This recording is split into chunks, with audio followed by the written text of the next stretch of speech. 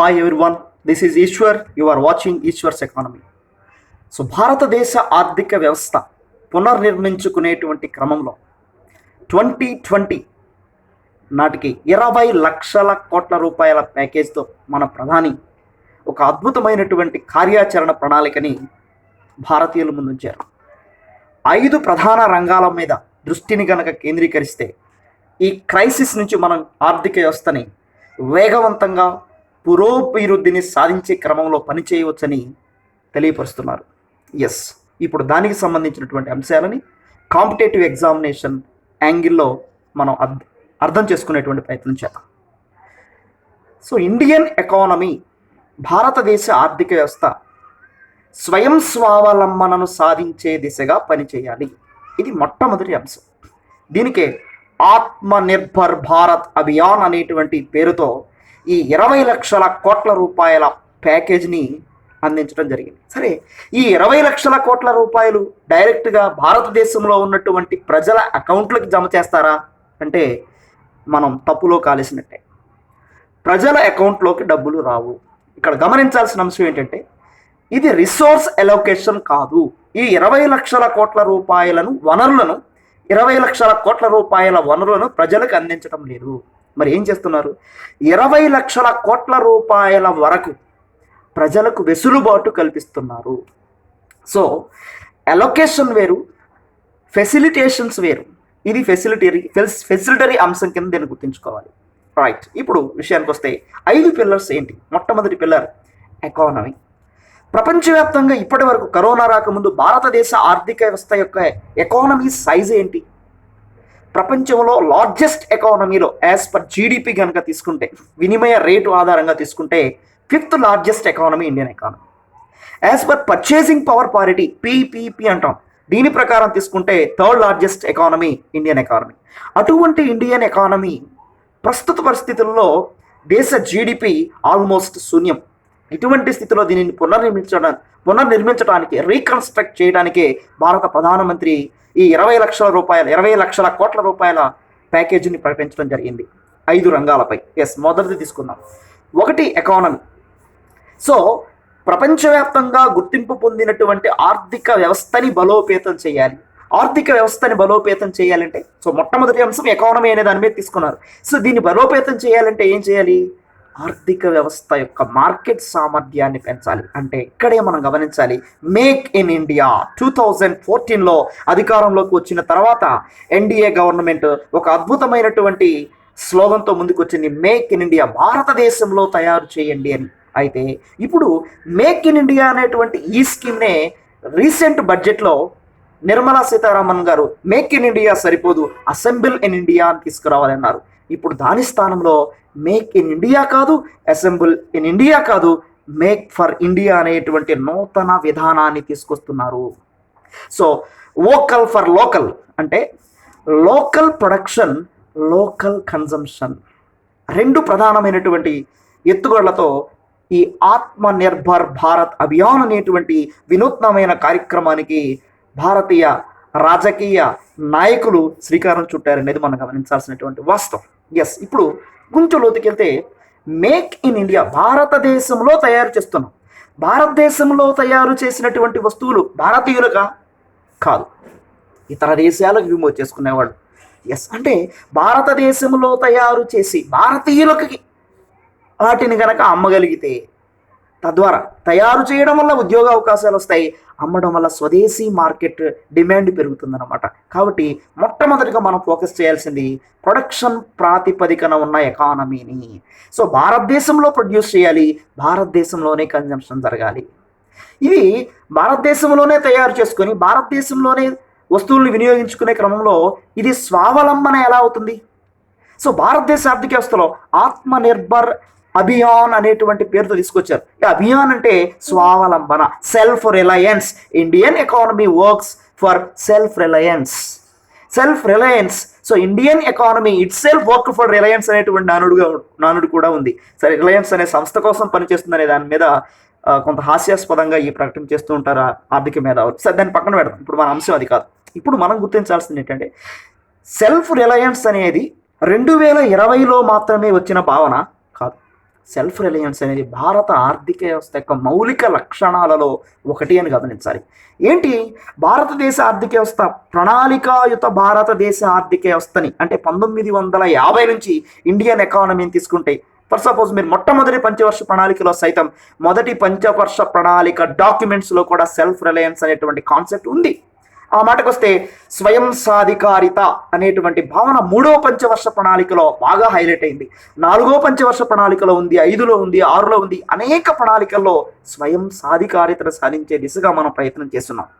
అయితే self Reliance అంటే ఏంటి, సెల్ఫ్ సఫిషియన్సీ అంటే ఏంటి? బ్రిటిష్ వారు భారతదేశానికి రాకముందు భారతదేశం సెల్ఫ్ సఫిషియన్సీగా ఉంది. అంటే మా ఇంట్లో ఏదైతే మేము వండుకుంటామో అదే మేము తింటాం, మీ ఇంట్లో ఉన్నటువంటిది మాకు అవసరం లేదు అని చెప్పడమే self sufficiency. But self Reliance అలా కాదు. మా ఇంట్లో వండుకున్న తోటకూరని మీకు ఇస్తాము, మీ ఇంట్లో వేటకూరను మాకివ్వండి అని చెప్పడమే సెల్ఫ్ రిలయన్స్. అంటే ఏమవుతుంది, సెల్ఫ్ రిలయన్స్లో ఎకానమీ ఓపెన్ ఎకానమీ అవుతుంది, సెల్ఫ్ సఫిషియన్స్లో ఎకానమీ క్లోజ్డ్ ఎకానమీ అవుతుంది. కాబట్టి సెల్ఫ్ రిలయన్స్ని సాధించాలి అంటున్నాడు ఇక్కడ మొట్టమొదటి పాయింట్లో. సెల్ఫ్ రిలయన్స్ని సాధించే క్రమమే కనుక వాస్తవం కనుక అయితే మరి ఇతర దేశాల సంస్థలు భారతదేశంలోకి పెట్టుబడులు పెట్టనివ్వరా? ఖచ్చితంగా పెట్టనివ్వాల్సిందే. ఎందుకంటే ప్రపంచీకరణ జరుగుతున్న నేపథ్యంలో దీన్ని ఆపలేం. కాబట్టి ఇతర దేశాల సంస్థలు ఇక్కడ పెట్టుబడులు పెట్టండి, పెట్టినప్పుడు తయారు చేసిన వస్తువులనే మేమే ఇక్కడ కొంటాం, మీరు ఎక్కడికి ఎగుమతి చేయాల్సిన అవసరం లేదు. అంటే self production, self consumption. So local production, local consumption, this is point number 1. ఇక రెండో వ్యూ మనం గమనించాల్సింది ఏంటంటే లోకల్ ప్రొడక్షన్, గ్లోబల్ కన్జంప్షన్. అంటే భారతదేశ ఆర్థిక వ్యవస్థలో ఉన్నత ప్రమాణాలతో వస్తువులను తయారు చేసి విదేశీ సంస్థలకు ఎగుమతి చేయడం ద్వారా, గ్లోబల్ కన్జంప్షన్ ద్వారా మన మార్కెట్ని విస్తరించుకుంటామన్నమాట. ఏదైతే చైనా ఈ రోజున లోకల్ ప్రొడక్షన్ చేసి గ్లోబల్ కన్జంప్షన్ చేస్తుందో ఆ ప్రాతిపదికన మనం ఎదిగేదానికి ఒక రకంగా దీన్ని మనం పునాదిగా వేసుకోవాలనేది ఇక్కడ మనం గమనించాల్సినటువంటి అంశం. కాబట్టి ఇక్కడ ప్రాథమికంగా గుర్తించాల్సిన మరొక అంశం ఏంటంటే చైనా ఎకానమీ యొక్క మోడల్ని ప్రాతిపదిక తీసుకొని for every crisis is an opportunity. ఈ విషయాన్ని జాగ్రత్తగా గుర్తుంచుకోండి. ప్రపంచమంతా క్రైసిస్ నడుస్తున్నటువంటి నేపథ్యంలో చైనా ఆపర్చునిటీని గ్రాబ్ చేసింది. ఇదే నేపథ్యంలో భారతదేశం పట్ల, భారతీయ ఆర్థిక వ్యవస్థ అనుసరిస్తున్న విధానాల పట్ల చైనా అనుసరిస్తున్నటువంటి విధానాలలో మోసపూరిత విధానాలు ఉన్నాయి. కాబట్టి ప్రపంచవ్యాప్తంగా అనేక సంస్థలు చైనా నుంచి తమ పెట్టుబడులని ఉపసంహరించుకొని భారతదేశం లాంటి విశ్వసనీయతతో హ్యాండ్ ఆఫ్ ట్రస్ట్కి ప్రాధాన్యత ఇస్తున్నటువంటి భారతదేశ ఆర్థిక వ్యవస్థలో పెట్టుబడులు పెట్టడానికి సిద్ధంగా ఉన్నాయి. ఇదే సరైనటువంటి సమయం. So every crisis is an opportunity.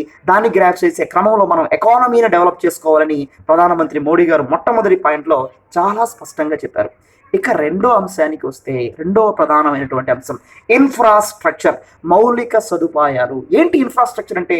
అర్థశాస్త్ర పరిభాషలో ఇన్ఫ్రాస్ట్రక్చర్ అంటే అవస్థాపన సౌకర్యాలు. మామూలు పదాల్లో మౌలిక సౌకర్యాలు అని పిలుస్తాం. సో ఇన్ఫ్రాస్ట్రక్చర్ ఏంటి? రోడ్లు, విద్య, వైద్యము, విద్యుత్తు, బ్యాంకింగు, బీమా, టెలికమ్యూనికేషన్స్, త్రాగునీరు, సాగునీరు, విద్య, వైద్యము, వీటన్నిటిని మనం ఇన్ఫ్రాస్ట్రక్చర్ అంటాం. దీనిలో విద్యా వైద్యాలని సోషల్ ఇన్ఫ్రాస్ట్రక్చర్ అంటాం, మిగిలిన వాటిని ఫిజికల్ ఇన్ఫ్రాస్ట్రక్చర్ అంటాం.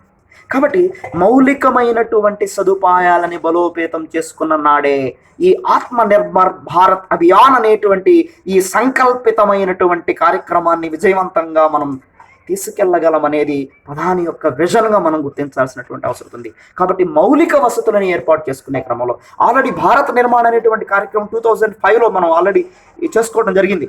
గ్రామీణ భారతాన్ని మనం సస్టైన్ చేసుకోవాలనే కాన్సెప్ట్ మీదే భారత్ నిర్మాణం అనేటువంటి కార్యక్రమాన్ని ఆ రోజున క్రియేట్ చేయడం జరిగింది. దీనికి మూలం providing urban amenities in rural areas అనేటువంటి కాన్సెప్ట్. దీనికి మీ అందరికీ తెలుసు, అబ్దుల్ కలాం గారు నాంది ప్రస్తావన చేశారు. సో అబ్దుల్ కలాం గారి విజన్ 2020 నాటికి మనం ఎంత సాధించామో తెలియదు, కానీ ఈ 2020 నాటికి 20 lakhs ప్యాకేజ్తో కొత్త విజన్ అందుకోవాలనేది మాత్రం ఇక్కడ గమనించాల్సినటువంటి సత్యం. ఇక మూడవ ప్రధానమైనటువంటి విషయానికి వస్తే టెక్నాలజీ. ఈ రోజున science and technology science and technology usage పెరగాలంటే రీసెర్చ్ అండ్ డెవలప్మెంట్ మీద ఎక్కువగా ఫోకస్ చేయాలి.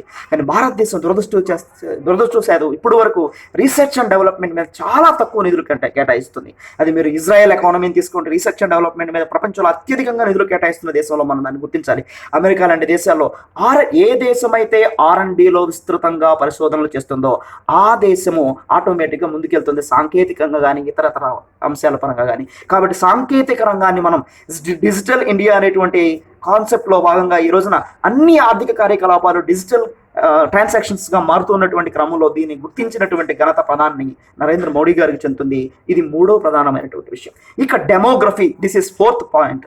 భారతదేశంలో ఉన్నటువంటి వర్క్ ఫోర్స్, భారతదేశంలో యువత, భారతదేశంలో ఉన్నటువంటి మ్యాన్ పవర్, భారతదేశంలో ఉన్నటువంటి హ్యూమన్ రిసోర్స్, మానవ వనరులు ప్రపంచంలో ఏ దేశానికి లేవు దాదాపుగా. చైనా తర్వాత ఆ విషయానికి వస్తే మనమే ఎక్కువ మానవ వనరులను కలిగి ఉన్నటువంటి దేశంగా భారతదేశం గుర్తింపు పొందింది. కాబట్టి ఆ డెమోగ్రఫికల్ డివెంట్ని ఖచ్చితంగా సరైనటువంటి విధానంలో ఉపయోగించుకొని తద్వారా దేశ ఆర్థిక వ్యవస్థని వేగవంతంగా పునర్నిర్మించాలనేది ప్రధాని మోడీ గారి యొక్క మరొక ఆలోచనగా స్పష్టంగా కనిపిస్తుంది. ఇక చివరిగా డిమాండ్. ఇప్పుడు భారతదేశ ఆర్థిక వ్యవస్థలో ఏమి లోపించింది? ప్రజల దగ్గర డబ్బు లేదు కాబట్టి వాళ్ళ దగ్గర కొనుగోలు శక్తి లేదు.